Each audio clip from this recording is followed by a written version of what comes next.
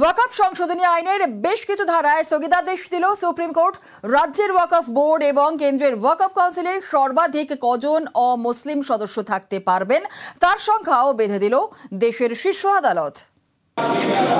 The bill is passed.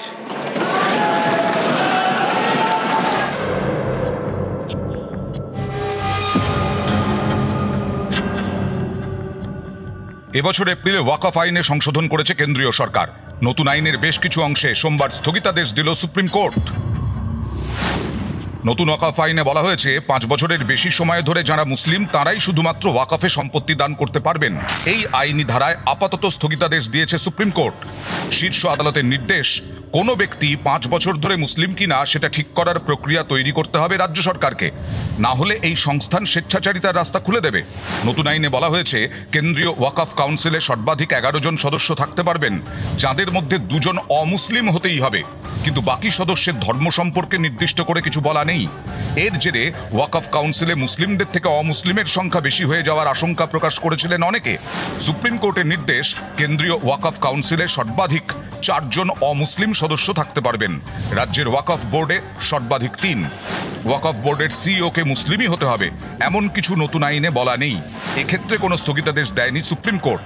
তবে বিচারপতিদের মন্তব্য, চেষ্টা করা উচিত যাতে সিইও মুসলিম হন। ওয়াকফ সংশোধনী আইনে বলা হয়েছে সরকারি জমি দখল করে ওয়াকফ তৈরির অভিযোগ উঠলে তার তদন্ত করবেন জেলা শাসক। তদন্তের রিপোর্ট না আসা পর্যন্ত ওই সম্পত্তিকে ওয়াকফ সম্পত্তি হিসেবে ধরা যাবে না। এই আইনি ধারাতেও স্থগিতাদেশ দিল সুপ্রিম কোর্ট। আদালতের মন্তব্য, একজন নাগরিকের অধিকার কোনো সরকারি আধিকারিক ঠিক করে দিতে পারবেন না। সংবিধান যেভাবে ক্ষমতা ভাগ করে দিয়েছে এটা তার বিরোধী। এ বিষয়ে চূড়ান্ত সিদ্ধান্ত নেবে আদালত বা ট্রাইব্যুনাল। তার আগে পর্যন্ত সংশ্লিষ্ট সম্পত্তিকে ওয়াকফের তালিকা থেকে বাদ দেওয়া যাবে না।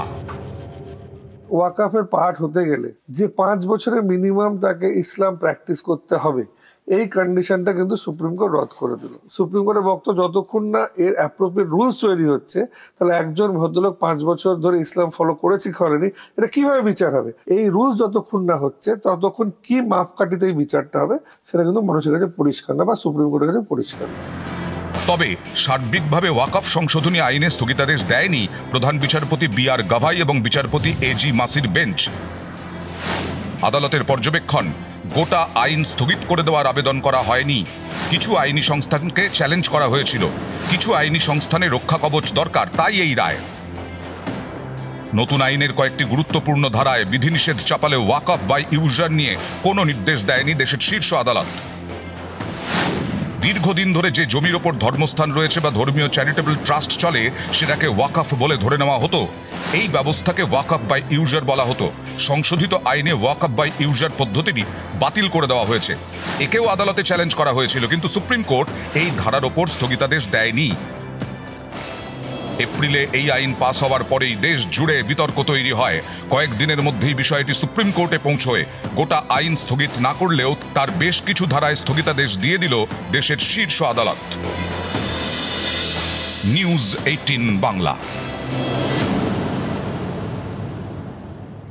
এসআইআর এ ভুলে করা পদক্ষেপ। এসআইআর চূড়ান্ত হলেও করা পদক্ষেপ করবে সুপ্রিম কোর্ট। এসআইআর এ কোনো ভুলে পদক্ষেপ করবে সুপ্রিম কোর্ট। এসআইআর এ বেআইনি কিছু হলে সুপ্রিম পদক্ষেপ। আর এ নিয়ে শুরু হয়ে গেছে রাজনৈতিক তরজা। আমরা বারবার বলছি যে এই জোর করে যেন ইলেকশন কমিশন তারা যেন নিরপেক্ষ থাকেন। বিজেপি রাজনৈতিক উদ্দেশ্য চরিতার্থ করার জন্য ভোটার লিস্ট ম্যানিপুলেশনে সেখানে যদি জাতীয় নির্বাচন কমিশন ইনভলভড হয়, তো তাহলে সেখানে নিশ্চিতভাবে পরবর্তী আপত্তি, প্রতিবাদ এবং আইনি সব দিকই খোলা থাকবে। সুপ্রিম কোর্ট তো নিশ্চয়ই বলবে, আমরা তাকে সম্মান করি। কোনো বেআইনি কাজ মানে কোনো সময় আমরা এই সরকার, কেন্দ্রীয় সরকার সেটাকে প্রশ্রয় দেয় না, এবং আশা করি নির্বাচন কমিশন কোনো বেআইনি কাজ করবে না। দেশের মানুষের স্বার্থে অনুপ্রবেশকারীদের রুখতে, রোহিঙ্গাদের রুখতে এটা করা হচ্ছে। 2002 পর আর হয়নি, সেটা খুব দরকার আছে আমাদের দেশের জন্য, আমাদের প্রত্যেকটা রাজ্যের জন্য। এবং নিশ্চয়ই সুপ্রিম কোর্টের যে ইনস্ট্রাকশন আছে সেগুলো অবশ্যই মানা উচিত, এবং সেটা বিহার কেন, প্রত্যেকটা রাজ্যের জন্যই মানা উচিত। রাজ্যে এবার এসআইআর প্রশিক্ষণ শিবির, আর আজ এসআইআর নিয়ে ভার্চুয়াল প্রশিক্ষণ। ইআরও এবং এইআরওদের প্রশিক্ষণ দেবেন রাজ্যের মুখ্য নির্বাচনী আধিকারিক। আরও একবার আপনাদের জানাই, আজকে রাজ্যে এসআইআর প্রশিক্ষণ শিবির। আজ এসআইআর নিয়ে ভার্চুয়াল প্রশিক্ষণ। ইআরও এবং এইআরওদের প্রশিক্ষণ দেবেন রাজ্যের মুখ্য নির্বাচনী আধিকারিক।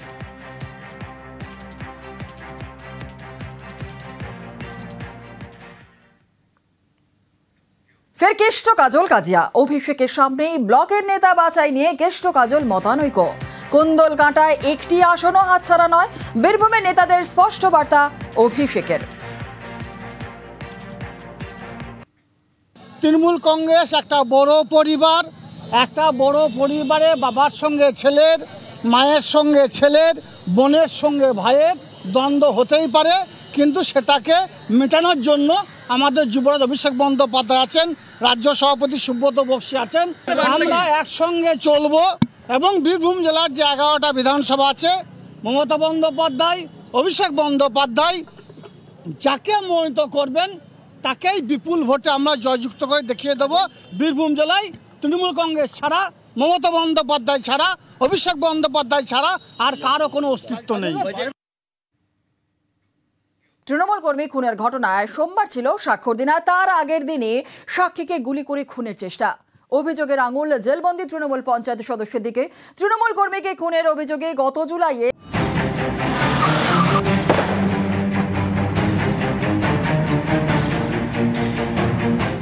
জুলাই মাসের খুনের ঘটনা। এর প্রত্যক্ষদর্শী এবং সাক্ষীকে শুনানির ঠিক আগের দিন খুন করার চেষ্টা। রবিবার সন্ধ্যায় মালদার ইংরেজ বাজারে চলে গুলি।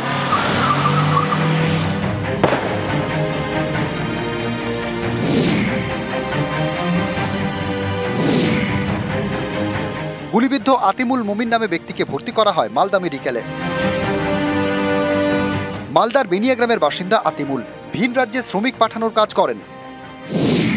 গত 10ই জুলাই এই আতিমুল ইংরেজ বাজারে লক্ষ্মীপুরে একটি জন্মদিনের অনুষ্ঠানে যান।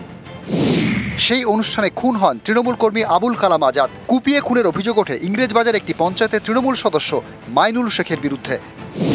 বাধা দিতে গিয়ে আক্রান্ত হন আতিমুলও। তৃণমূল কর্মী আবুল কালাম আজাদের তিনি ঘনিষ্ঠ।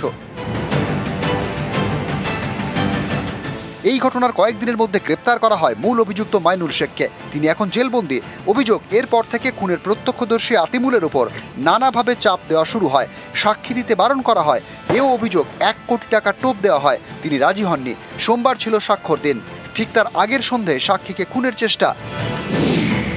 রবিবার কাজ সেরে হেঁটে বাড়ি ফিরছিলেন আতিমুল। 10ই জুলাই তৃণমূল কর্মী আবুল কালাম আজাদকে খুনের অভিযোগে এই মাইনুল এখন জেলে। অভিযোগ, জেলে বসেই তিনি খুনের সাক্ষী আতিমুল মোমিনকে খুনের ছক কষেন। সেই মতো শুনানির আগের দিন গুলি করে খুনের চেষ্টা করা হয়। স্থানীয়দের দাবি, লক্ষ্মীপুরে মাইনুলের বিশাল দাপট, সকলেই তার ভয়ে কাঁটা। আগে ফলের ব্যবসা করতেন মাইনুল, তারপর আমবাগান কেনা বেচা শুরু করেন, এরপর জমির দালালি। স্থানীয়দের দাবি, এই সময় বেশ কয়েকজন পুলিশ কর্মীর সঙ্গে মাইনুলের ঘনিষ্ঠতা বাড়ে, তার চালচলন বদলে যায়। ধীরে ধীরে জমি মাফিয়া হয়ে ওঠে। প্রথমে ফল বিক্রি করত, তারপর মাটির দালালি করে টাকা পয়সা কিছু কামাই করেছে। তারপরে 2 নম্বরই কাজে নেমেছে, জমি লুট করা, জোর করে নিয়ে নেওয়া, কম দামে নিয়ে নেওয়া, বাড়িঘর অনেকজনের জোর করে নিয়ে নিয়েছে। এমনি জেলখানা থেকেও সত্যি ওর লোক আছে, টাকা দিয়ে কাজ করাচ্ছে। মাইনুল জেলে থাকলেও ওর ছেলে কেসের আসামি আছে, পয়সার অভাব নাই, এই পয়সার গরমে এইসব গুলো করছে। কংগ্রেস থেকে টিকিট নিয়ে জিতে তৃণমূলে কে যে ওকে জয়েন্ট করিয়েছে, এই তো মাফিয়াগিরি করে। 2018 সালে তৃণমূলে যোগ দেন মাইনুল। ইংরেজবাজার পঞ্চায়েত সমিতির সদস্য নির্বাচিত হন। অভিযোগ, এরপর থেকে মাইনুলের দাদাগিরি আরও বেড়ে যায়। প্রতিবাদীদের মুখ বন্ধ করতে নানা কৌশল নেন। এ নিয়ে তৃণমূল জেলা নেতৃত্বের কাছে অভিযোগ জমা পড়ে। 2023 সালের পঞ্চায়েত ভোটে মাইনুলকে টিকিট দেয়নি তৃণমূল কংগ্রেস। কংগ্রেসের টিকিটে কাজিগ্রাম গ্রাম পঞ্চায়েতের সদস্য নির্বাচিত হন। গত বছর লোকসভা ভোটের আগে ফের তৃণমূলে যোগ দেন বলে দাবি। সেই মাইনুলের বিরুদ্ধেই প্রথমে খুনের অভিযোগ, তারপর প্রত্যক্ষদর্শী তথা সাক্ষীকে খুনের চেষ্টারও অভিযোগ। মাইনুল শেখ আমাদের দলের মেম্বারই না। মাইনুল শেখ কংগ্রেসের মেম্বার, 18 সালে পঞ্চায়েত সমিতি থেকে জিতেছিল। তারপর ওর এই কুকীর্তির জন্য এবং লোকের উপর অত্যাচারের জন্য আমি কিন্তু ওকে দল থেকে বের করে দিয়েছিলাম এবং তাকে দল থেকে টিকিটও দিইনি। এই ব্যাপারে ও আমাদের দলের কেউই না। মালদা থেকে ক্যামেরায় লিপেশ লালার সঙ্গে সেবক দেশ শর্মা, নিউজ 18 বাংলা। পানি ট্যাঙ্কিতে গ্রেফতার 3 মাদক কারবারি। রাতে মাদক পাচারের সময় পাকড়াও। উদ্ধার হয় প্রায় 5 লক্ষ টাকার মাদক। ধৃত 2 জন পানি ট্যাঙ্কির, 1 জন বিহারের।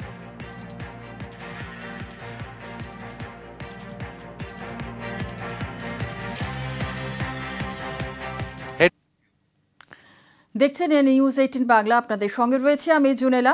আর এই মুহূর্তে যে খবরের দিকে নজর রাখতেই হচ্ছে, নদিয়ায় তেহট্টে শিশু খুন পাল্টা গণপিটুনিতে নিহত 2। আর এই ঘটনার পর কেটে গিয়েছে 1 সপ্তাহ।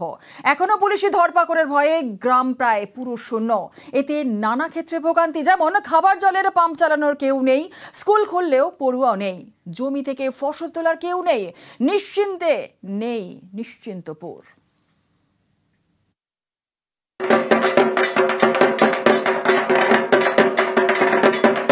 আর কয়েকদিন পরেই দুর্গাপুজো।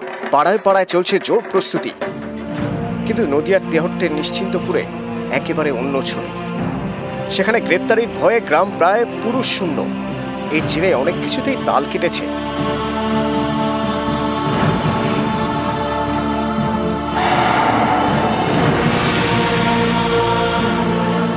নিশ্চিন্তপুরের দুর্গা মণ্ডপ এখনো ফাঁকা। প্রতিমা তৈরির কাজ 10 দিন ধরে বন্ধ। সরকারি অনুদানের টাকাও আনতে যাননি উদ্যোক্তারা। বাসিন্দাদের প্রশ্ন, এবার দুর্গাপুজো হবে তো?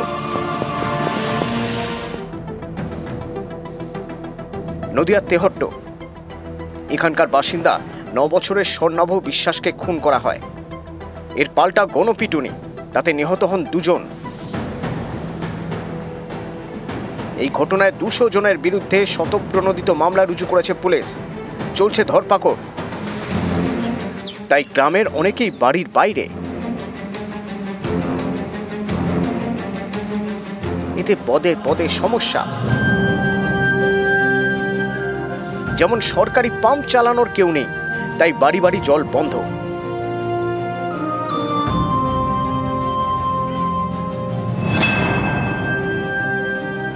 যতদিন থেকে এখানে গন্ডগোল হয়েছে, শিশু হত্যা হয়েছে, সেদিন থেকে ট্যাপ যারা অপারেটর যারা চালায় মেশিন, তারা মেশিন চালাতে পারে না। এখানে গন্ডগোল হয়েছে, সেই কারণে হয়তো পুলিশের ভয়ে বাড়ি ছেড়ে পালিয়ে গেছে কি এরকম কিছু একটা হবে। ওই কারণে ট্যাপ চালায় না, ওই জন্য বাড়িতে ট্যাপে জল আসে না। গাছে পাকা কলা ঝুলছে, কাটার কেউ নেই। বিঘার পর বিঘা জমিতে পাকা ধান, সেটাও কাটার কেউ নেই। তাই মাঠেই পড়ে পড়ে নষ্ট হচ্ছে ফসল।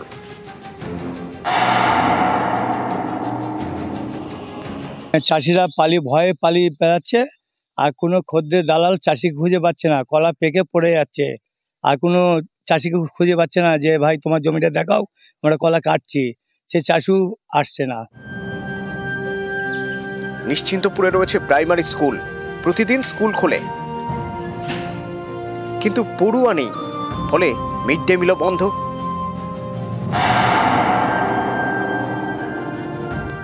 এই স্বর্ণপরী হওয়ার পর থেকেই দেখছি যে ছাত্রছাত্রী আসছে না। এবার কি কারণে আসছে না, সেটা ভয়ে আসছে না স্বর্ণপরী এই জন্য না কি জন্য, সেটা কি বলবো। কে যাদের সাথে পরিচয় আছে বা যাদের ফোন নাম্বার আছে প্রত্যেককে বলেছি স্কুলে আসার জন্য।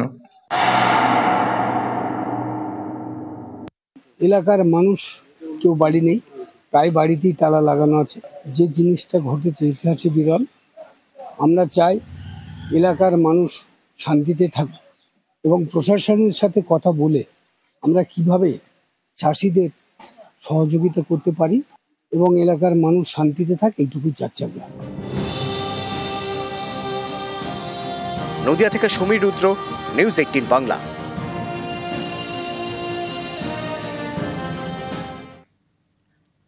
এ পুজোয় সুখী সংসারের গল্প। শাশুড়ি বৌমার চলে নয় নিবিড় বন্ধুত্ব। মাটির পুজোয় একই সঙ্গে 2 শিল্পীর লড়াই।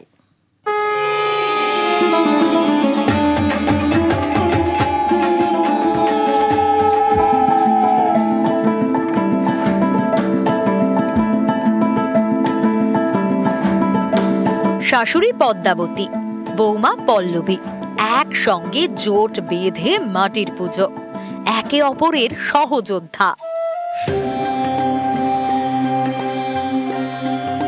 শাশুড়ি বৌমার জুটি, আরামবাগের বলরামপুরের দুই মৃৎশিল্পীর লড়াইয়ে যুদ্ধের ইতিহাস।